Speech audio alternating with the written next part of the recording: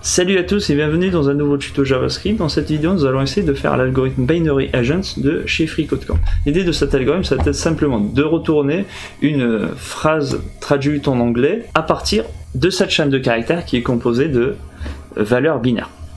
Alors, donc sans plus tarder, on est parti, on va essayer de faire l'algorithme. Je vais prendre cette fonction et on va aller au niveau de l'éditeur de code. Donc, il y a plusieurs façons de faire cet algorithme, mais moi j'ai identifié 3 étapes qui sont très simples à mettre en place et qui vont nous permettre très facilement de résoudre l'algorithme. Donc la première étape, ça va être simplement d'itérer et d'extraire chaque valeur binaire. Donc là on va créer une boucle for of, là on va l'appeler binary of str. Par contre on va pas directement itérer sur le paramètre str, mais on va itérer sur str.split et on va couper au niveau de l'espace. Comme ça, chaque itération, on aura un binaire à la fois. Ici, on peut faire un log de binary. Et le retour, là pour le moment, j'en ai pas besoin. Si je lance mon petit programme, je me retrouve avec mes valeurs binaires. Très bien. Donc, la deuxième étape, ça va être de convertir ce binaire-là en des entiers. Donc pour cela, on va utiliser le parseInt. Donc, je vais faire un parseInt ici.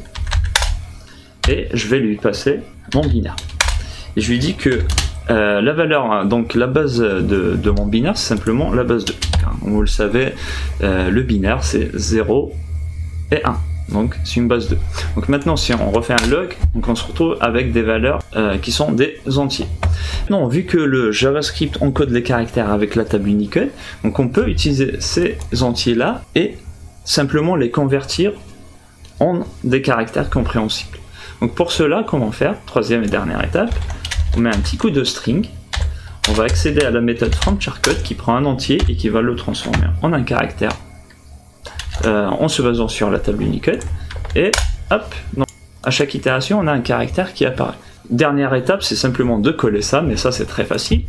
On crée par exemple une variable, on peut l'appeler decoded, ça va avoir une chaîne de caractères vide, et là simplement on va additionner donc le contenu de decoded avec ces valeurs là, donc à chaque itération, et à la fin on n'a qu'à retourner decoded ou decoded, c'est mieux, voilà.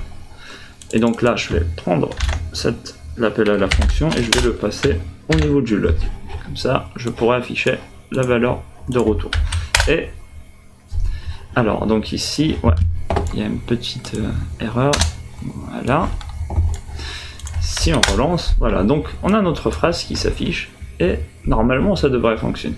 Donc on va essayer de faire passer cette fonction au niveau du site de FreeCodeCamp. Voilà, on lance les tests et voilà, donc l'algorithme semble fonctionner. Merci d'avoir visionné cette vidéo, j'espère que le contenu vous plaît, n'hésitez pas à vous abonner à la chaîne et à très vite.